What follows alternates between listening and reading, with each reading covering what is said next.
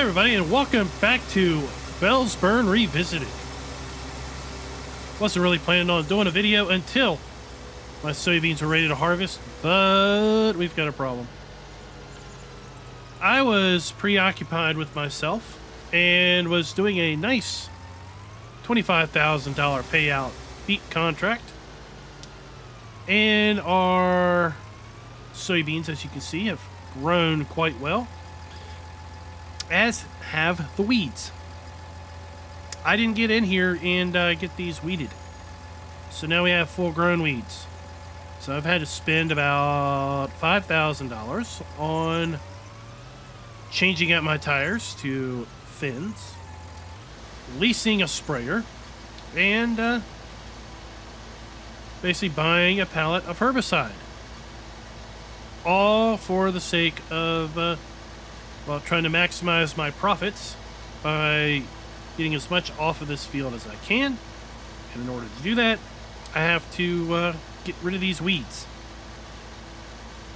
So I'm not going to use anywhere near an entire pallet of herbicide, an IBC tank of herbicide. The sprayer here holds 1,800 liters. You have to buy 2,000 liters, obviously, when you get herbicide spray. So that is down at the shop still. Hopefully we'll use over 200 liters. Looks like we've already have, or we definitely will.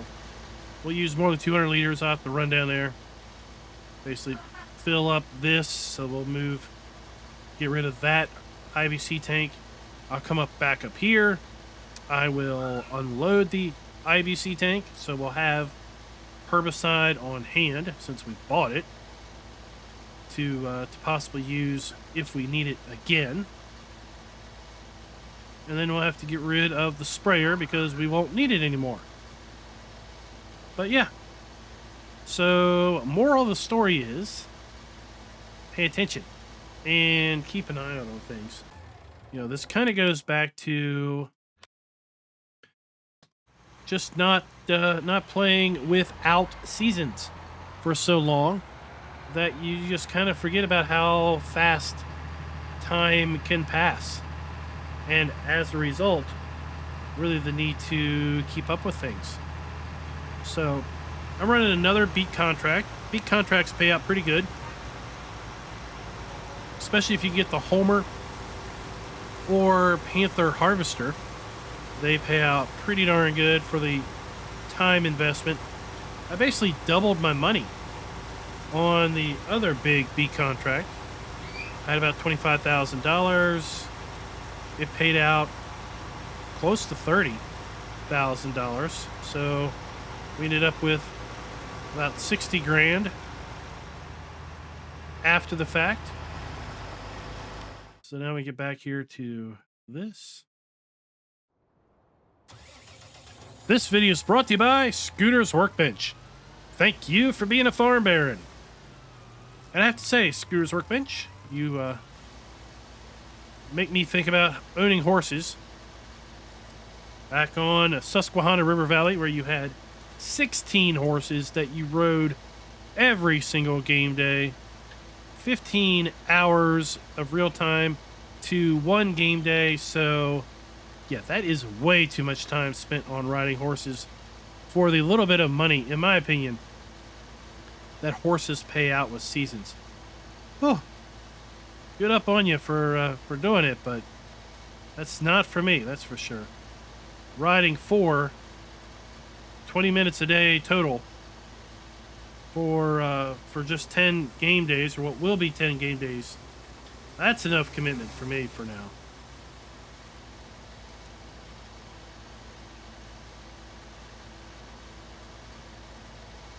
Sure, I've probably asked before, but what the hey, let's ask again. How many of you all incorporate horses in your normal gameplay since they've been added to FS19? Were they have they become a critical element to your gameplay? Do they just exist? Like, yeah, horses are available. I never get them.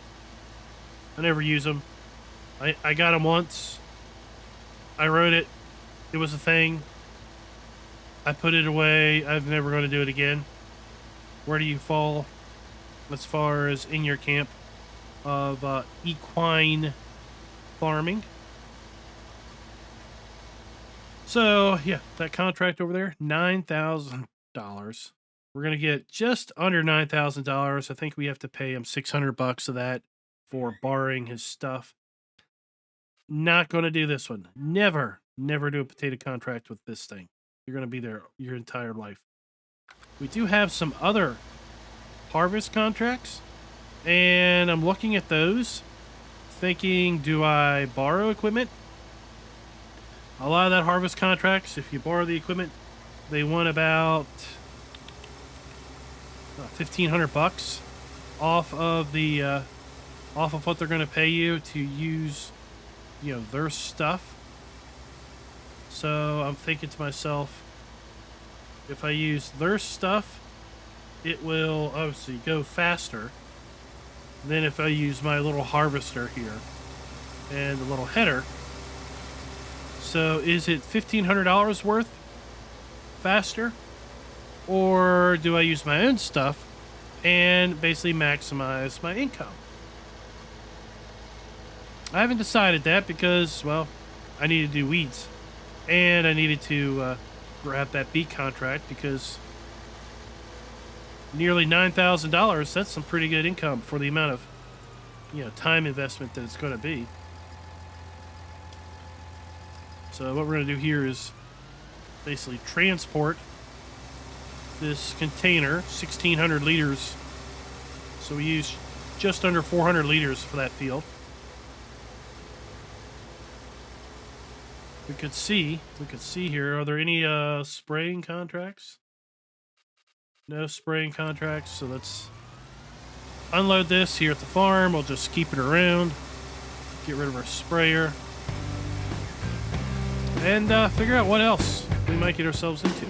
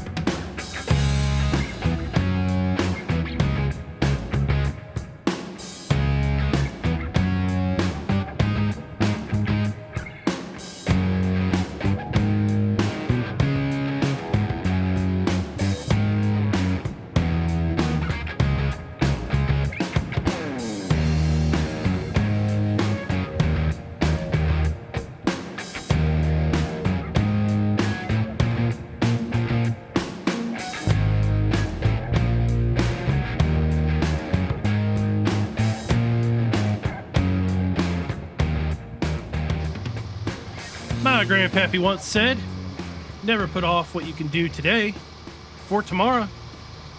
And daggone it, it's a good darn thing I listened to him. Because our beans are ready to harvest. I was out riding the horses, taking care of that daily task, and I get back to the farm, and lo and behold, what do I find? All of my soybeans are ready to harvest. Pretty darn good thing that I went ahead and sprayed them with herbicide just a few hours ago. Just to keep you up to date, we are still working on our beet contract over there. Got a hired helper working on that particular field, and well, time is money and money is time. So I figured this field is not making me any money sitting here ready to harvest, so I'm going to go ahead and harvest it and flip it over in beans again. Because, as we learned in the other episode, we don't need to fertilize these beans. They're going to give us maximum yield without any fertilization. Save us some money because, well, we're going to need to save money because we had to spend it on spray. But at any rate, we'll be able to put beans right back on in here before the sun is down. And what that means is we'll be able to maximize the number of soybean rotations before we have to put oats in here in order to fill our food troughs and straw back up for the horses.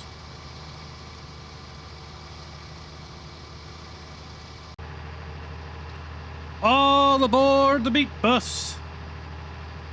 So we are just about done our beet contract. This should get us pretty darn close to 100% satisfied, and there is a fair bit of beets still left back in the harvester. So we'll be able to bring in our money for the beets, and we've got just a few more passes left to do on our beans. So today's turned out to be a pretty darn good day. I was taking a look at the prices for the beans, and overall most of the prices are pretty down, but Port Southeast, they want $1,000 per 1,000 liters.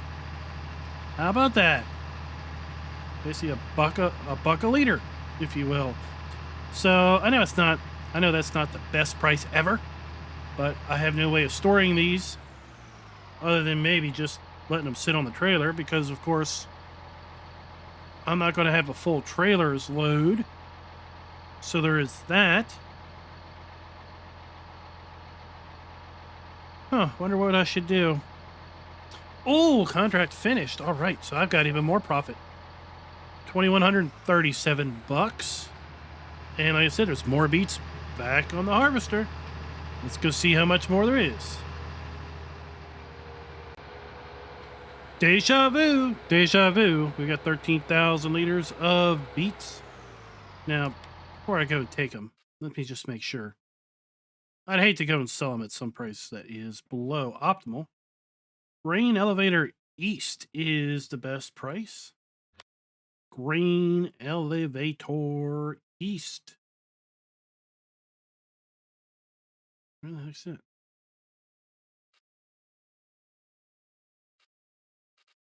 Oh, way over there. So we're going to take them over to the Grain Elevator East. I mean, we've satisfied the contract at this point. This is all my money. I want the most money possible. So I'm going to go to Grain Elevator East. See you over there. How did you guys beat me over here? Oh, man. I really need to figure out how to get over here faster. All right, let's see. What do we get? So we had, what, $2,100? And added to that another $2,100 for a total harvest income today of $4,294. Add to that $8,800 worth of harvest income. And, well, we're sitting there pretty darn good. $66,000.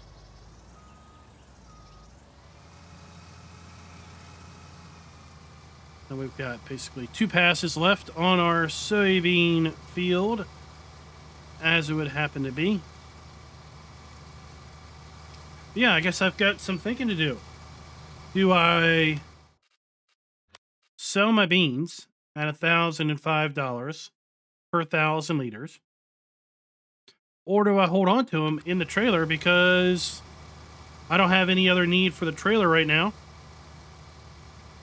other than if I wanted to run transport contracts and just hope that maybe we would get a better price than $1,005 per liter. Now, I know that some people are kind of scientists with respect to crop pricing. They could ramble off the best possible price you'll ever get on beans. They'll ramble off the worst price. They'll ramble off the percentages and how often the best price comes around. I don't keep track of that stuff because I don't play min-max. I don't try to minimize my costs and maximize my profits. I mean, making money is great, but it's not that hard to make money. And somewhat, it's pretty dang hard to, like, go broke. Oh, back up the truck, Chuck. Back up the truck, Chuck. All right, so let's go see how many beans do we have.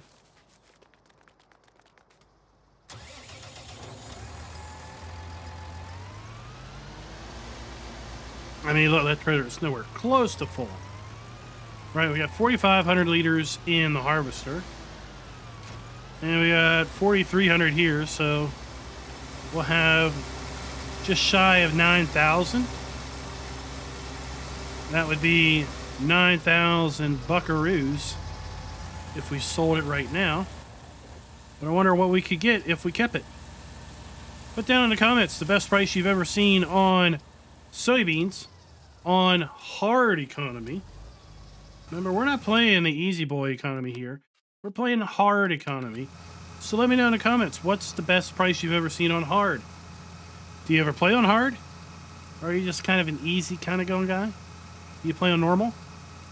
Let me know. What kind of play mode do you play on?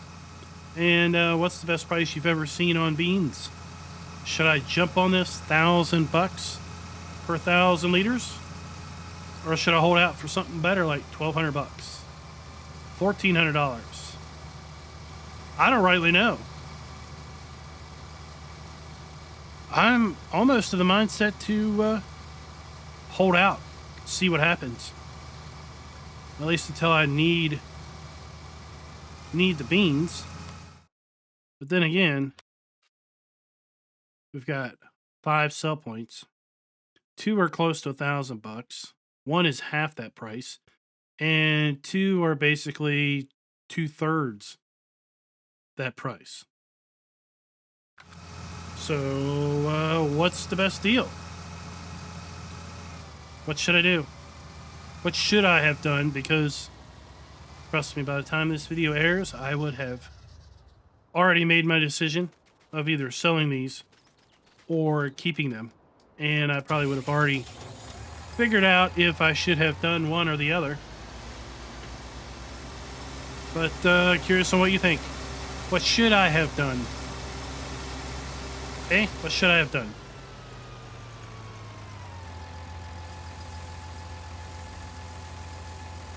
So we basically have $9,000 right now on the trailer if we sold it right away.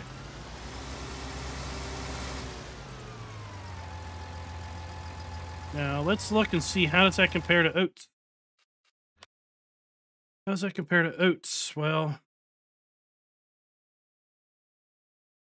it's hard to say which exact day we did our oat harvest. It was probably yesterday, right? It was probably yesterday. Because we bought that was when we bought our harvester, right? Well, I've run other harvest contracts yesterday, so yeah, that doesn't really help.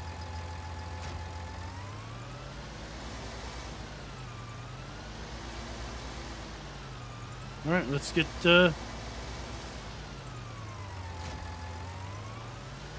beans back in the ground.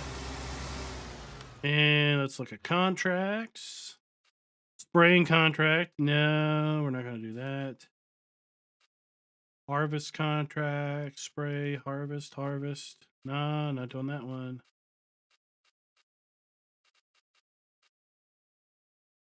You're not going to tempt me. You're not going to tempt me with that. Don't worry. That one's a pretty good one. Canola on field 10, $7,800. We're going to lose $1,600. So that's going to be $6,200 when we're done. Field 10 is a pretty big field. It's going to Port Northwest, which is over here, which isn't that far to drive. We're going to get a fair bit of extra money, and I'm going to borrow that. So we're going to go ahead and do that.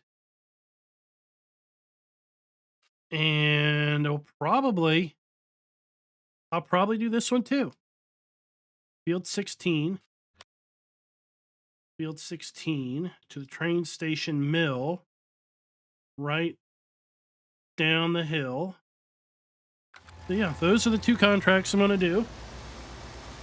I'm gonna have to decide, do I sell the beans or keep the beans? Let me know in the comments what you think I should do, or let me know what you think I already did.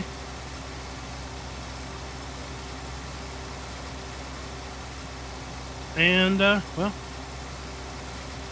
I'll see you all on Thursday. So thank you for coming out and watching today's video. Hope you all enjoyed it. Go ahead and hit that like button and let me know down in the comments, what do you think of our Felsbrunn Revisited playthrough?